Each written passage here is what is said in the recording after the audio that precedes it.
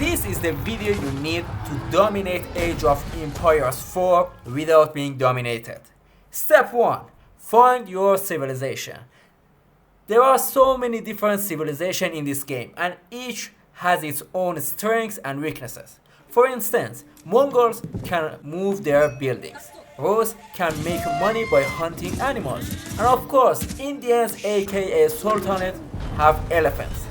First, read the description of each civilization and learn about their pros and cons. And then start a solo game with no enemy, just to learn how that certain civilization works. How to start a game? First, select 5 of villagers to slaughter the nearest sheep. Select the remaining villager to build a house to increase the population capacity by 10. And then select your town center and don't click every time to make a villager. Hold shift and click once. See this? It means one of your villagers doesn't have a job. Click on it to find him and then give him a job.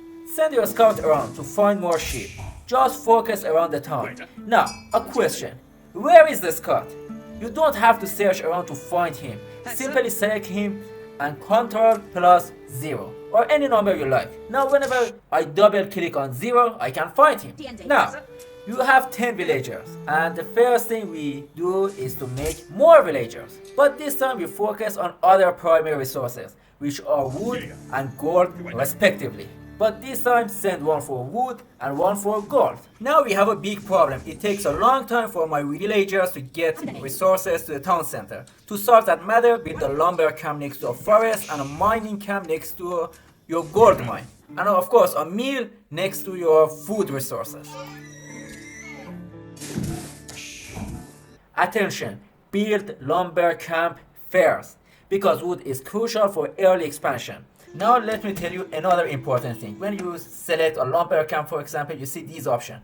These are upgrades. You need to click on them to upgrade and improve your supply chain. We are planning to have at least 10 villagers for each resources.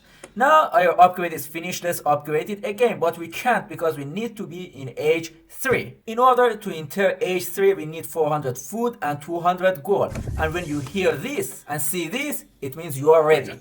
Select any of your villagers, click on this and you have 2 buildings. Select anyone you like and start building it. And then send all your villagers to work on it because it will be finished faster. Simple math. And voila, now we are in age 2.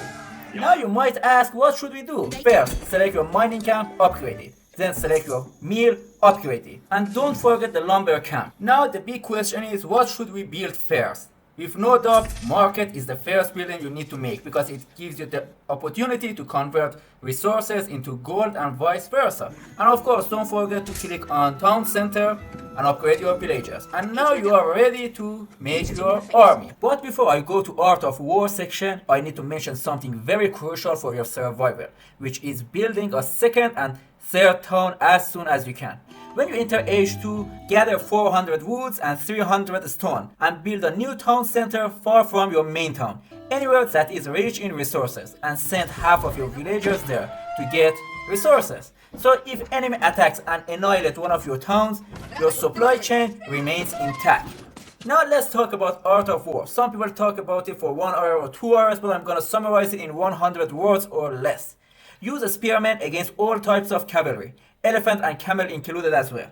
Use archers against low armor units, like spearmen. Use crossbowmen against armored units, like man-at-arm and knights. Horsemen against archers. Knights against everybody, except the spearmen and anti-armor units like crossbowmen beside elephants. Battering ram is amazing against buildings, and this thing against siege machines. The end. Now how to fight? Step 1. Organize your army by grouping your soldiers into different groups.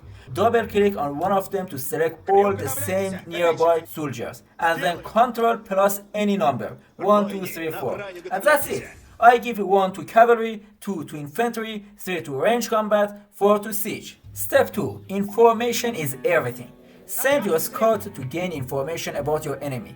You need to know what you are going to deal with, otherwise you will lose. Look, enemy has horsemen and archers. It means we need to attack with spearmen and horsemen. Step 3. Disruption. This attack is not going to finish your enemy. We just want to disrupt his supply chain to make him weaker by killing as many villagers as we can. Avoid any destruction or attacking the enemy's town center. Just focus on killing enemy's villagers. They are the backbone of his army. Remember when I told you about grouping your units? This is where it comes handy. Your enemy attacks and you must counterattack. Look, I click one and retreat my cavalry and let the spearmen deal with them. Then I send the cavalry to attack archers and click 3 to command my archers to only support my spearmen.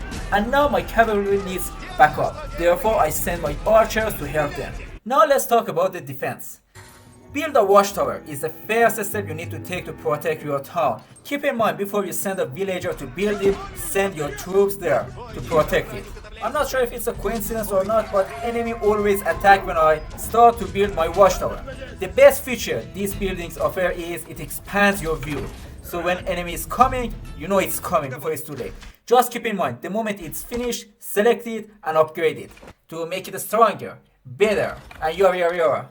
And the second step to protect your town is the most underrated one, which is building a wall. But please don't build a great wall of China around yourself. Find the areas that enemy might attack. In this case, we have a bridge. An enemy has to cross this bridge to attack my town. And that's why I'm focusing here. I know, wall doesn't have any offensive feature, but it buys you enough time to prepare your army and deal with the enemy invasion. And of course, don't forget to build a gate if you want to pass through the wall. How to win? In a standard game, there are 3 ways to win. Destroying all enemies' landmark, which is the most popular one. Or build a wonder and defend it for 12 to 16 minutes, which is the lamest one. Conquer all the sacred sites by using a monk and defend them for 10 minutes, which is better than nothing way. How to make a monk? In Age 3, there is this building that produces monks. You can use monks to conquer sacred sites, as I mentioned before. Send them to pick up treasures scattered around the map and bring them to this building to generate gold. See, it's generating gold. The more you have, the more gold you have. Or use them to heal your units. Look how enemies' archers' health is refilling thanks to this dude. And that's the end of the class. Post-credit scene. How to use soldiers to build siege engines for us. Simple. Select blacksmith and choose this option. That's it. To craft them, simply select your infantry and choose one of these options and let them cook. Just having 4 battering ram is enough to bring hell to your enemy. Trading. In order to trade, select your trader and right click on a market and let them walk between these locations to generate you gold. The longer it takes, the more money it makes, and vice versa. If the distance is too short, it won't have any interest. How to build multiple of same buildings faster and easier. You don't have to select and click every time you want to build something. Just hold shift and click and you can build as many as you want. How to make guns and cannons. Just go to Age 4. When you do this, soldiers with guns will be available in archery range. Besides that, different types of cannons, such as bombard, are available in Siege Workshop. Now you can create an advanced army and go to annihilate your enemy and watch his city goes kaboom.